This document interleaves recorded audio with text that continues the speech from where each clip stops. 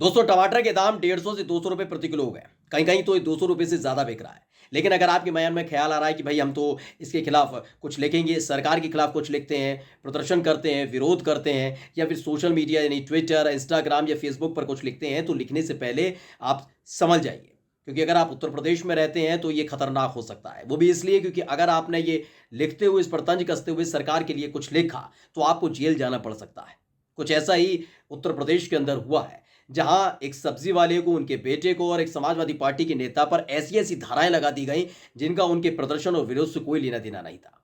नमस्कार, मैं हूं प्रज्वल गौतम और आप देख रहे हैं दलाल न्यूज। आप तो जानते हैं टमाटर के हालात क्या हैं, ये बताने की जरूरत नहीं है। जब जब आप सब्जी मंडी जाते होंगे तो यकीनन आप टमाटर देखते ही दूर हो जाते होंगे। लेकिन इन सब के बीच एक ख्याल तो जरूर आता होगा कि भाई हम जिस सरकार को लेकर आए थे, उस सरकार ने हमारे लिए क्या किया। सरकारें आती हैं, महंगाई ज़रूर होती है, लेकिन इन सब के बीच सरकार की ज़िम्मेदारी ये होती है कि वो किसी भी तरीके से इंसान को परेशान ना होने दे। देश का विकास हो, गलत बात नहीं है, लेकिन देश के विकास के साथ-साथ आम आदमी की जेब का भी ख़्याल रखा जाए। लेकिन जब सरकार इस तरह का कोई फैसला ना ले और आप पर बोझ डालने का काम करे, और अगर आप विरोध प्रदर्शन करने पर उतरें या फिर आप तंज कसें या फिर आप बताएं कि आप जो कर रहे हैं, आपके शासनकाल में महंगाई बढ़ रही है, और इसी को विरोध का एक हिस्सा मानते हुए आपको जेल में ठूस दे, तो उसे क्या कहेंगे। दरअसल ऐसा सेम उत्तर प्रदेश में हो चुका है। उत्तर प्रदेश में विरोध तो विरोध, जिन धाराओं को लगाया गया उन्हें सुनकर आप हैरान रह जाएंगे। सबसे पहले हम आपको बता देते हैं कि उत्तर प्रदेश में हुआ क्या। प्रधानमंत्री नरेंद्र मोदी का जो संसदीय क्षेत्र है यानी वाराणसी, वहां पर समाजवादी पार्टी के एक कार्यकर्ता है, नेता है, उन्होंने एक प्रदर्शन किया टमाटर को लेकर। पास में ही एक सब्जी वाला था, उन सब्जी वाला और उनका बेटा वहां बैठे हुए थे। तभी वो दो बॉडीगार्ड लेकर आते हैं जो वहां टमाटर रखे हुए थे, उनको सुरक्षा देने लगते हैं। इस दौरान तमाम वीडियोस आपने सोशल मीडिया पर देखी भी होंगी कि जब कोई भी उस टमाटर को छूने की कोशिश कर रहा होता था तो वो बॉडीगार्ड रोक देते थे। ये एक विरोध के तौर पर था। जिसने भी उस वीडियो को देखा उससे बहुत संजीदगी के साथ नहीं लिया, लेकिन हाँ उसकी तारीफ जरूर की कि सरकार की वजह से, सरकार की गलत नीतियों की वजह से जिस तरीके से टमाटर के और सब्जियों के दाम बढ़ गए हैं, उसके लिए बिल्कुल सही सटायर है, यानी पूरा सही व्यंग मारा गया है। लेकिन कहते हैं कि सरकार जब खुद को भगवान समझने लग जाए तो फिर आप कहीं के नहीं रह सकते। उत्तर प्रदेश में कुछ ऐसा ही हुआ है। उत्तर प्रदेश की सरकार ने पहली ही फुर्सत में इस विरोध को अपने खिलाफ पूरी तरीके से माना, इसे कानून का उल्लंघन माना है। आपने वो तमाम वीडियोस देखी होंगी। क्या आपको उस वीडियो को देखकर कहीं से भी ये महसूस हुआ कि उस वीडियो में कहीं भी थोड़ा सा भी आपको लगा कि वो किसी की धार्मिक भावनाएं आहत कर सकता है? आपको कहीं से भी ये लगा कि वो दो समुदायों के बीच शत्रुता पैदा पैदा करने की नीयत से बनाया गया वीडियो है, दो समुदाय के बीच? ये मैं स्पष्ट इसलिए बोल रहा हूं क्योंकि आपको जब इसके बाद धाराएं बताऊंगा तो आप या तो माथा पीट लेंगे, या फिर जो उत्तर प्रदेश की सरकार है उनकी पीठ थपथपाएंगे कि हाँ वाकई आपने एक ऐसा काम कर दिखाया जो खुद कानून बनाने वाले या जिन्होंने धाराएं बनाई थी उन्होंने भी नहीं सोचा होगा। दरअसल वाराणसी में जब इस तरह की वीडियो निकलकर सामने आई तो उसके बाद पूरी तरह से तत्पर हुई सरकार। सरकार के आदेश के बिना पुलिस काम कर नहीं सकती। पुलिस ने वो कार्रवाई की। टमाटर जो बेच रहे थे यानी सब्जी वाले थे, समाजवादी पार्टी के नेता तो चले गए वहां से, लेकिन जो सब्जी वाले थे यानी सब्जी वाले और उनके बेटे, दोनों को गिरफ्तार करके ले आई पुलिस। थाने में ले आकर बिठा लिया। इन सब के इतर जो जो धाराएं आप इनके ऊपर लगाई गई हैं वो जान लेना बेहद जरूरी है।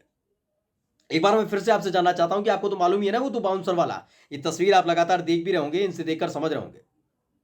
तो जो रणविजय सिंह है, पत्रकार हैं, उन्होंने ट्वीट करते हुए लिखा है कि जो सब्जी वाले हैं उनके बेटे हैं जिन्हें पुलिस ने गिरफ्तार कर लिया, और समाजवादी पार्टी के नेता जिनके कहने पर एक प्रदर्शन हुआ था, विरोध हुआ था टमाटर की बढ़ती कीमतों को लेकर, उन पर क्या क्या धाराएं लगी हैं उन्हें समझ लीजिए। रणविजय सिंह लिखते हैं कि टमाटर की दुकान पर बाउंसर मामले में 3 धाराएं लगाई गई हैं। पहली क्या धारा है सुन लीजिए, 153A। ये धारा तब लगती है जब धर्म, जन्मस्थान, निवास, भाषा आदि के आधार पर विभिन्न समूहों के बीच शत्रुता को बढ़ावा देने और सद्भाव बिगाड़ने पर यह लगती है। आपको उस विरोध में, उस प्रदर्शन में कहीं भी नजर आया कि कहीं सद्भाव बिगड़ रहा था, शत्रुता पैदा की जा रही थी, भाषा के आधार पर, जन्म स्थान के आधार पर, या फिर जाति और धर्म के आधार पर? कहीं लगा? नहीं लगा। लेकिन फिर भी तीनों पर जिन्होंने टमाटर को लेकर बढ़ती कीमतों के खिलाफ प्रदर्शन किया था उनके खिलाफ 153A लगाई है। दूसरी धारा सुन लीजिए और उसका मतलब भी समझ लीजिए, 295A। यह है धार्मिक भावनाओं को आहत करने पर लगती है। यानी आप समझिए कि इस देश के अंदर घूम घूम कर जब जब चुनावी दौर में नारेबाजी की गई तो कोई भी आवाज नहीं उठाई गई। कभी ये नहीं कहा गया कि ये गलत नारेबाजी कर रहे हैं, ये नहीं होनी चाहिए, इनके खिलाफ 295 लगनी चाहिए, पुलिस उनको ढूंढती हुई नजर नहीं आई नेताओं को। लेकिन हाँ, 295 सब्जी वाले और उनके बेटे और समाजवादी पार्टी के नेता के खिलाफ लगा दी गई। कहा गया कि टमाटर को लेकर जो आपने विरोध किया वो धार्मिक भावनाओं को आहत करता है। किसकी धार्मिक भावनाओं को आहत कर रहा है ये समझ नहीं आया, विपक्ष की तो कर नहीं सकता, यानी उत्तर प्रदेश की सरकार की भावनाओं को आहत कर रहा है, यानी हाकिम के आदेश पर यह मामला दर्ज कर लिया गया है। तीसरी जो धारा है वो 505(2) है, जिसके तहत विभिन्न समुदायों के बीच झगड़ा लगाने की नीयत से झूठी बयानबाजी पर यह धारा लगती है। यानी 505(2) जो है वो झूठी बयानबाजी की जाती है दो समुदायों के बीच झगड़ा लगाने की नीयत से, उन पर यह 505(2) लगती है। प्रदर्शन के दौरान आप देखिएगा, जो वीडियो अब तक आपने देखी होगी, कहीं पर भी किसी भी तरह का कोई विद्वेष पैदा करने की कोशिश नहीं की गई।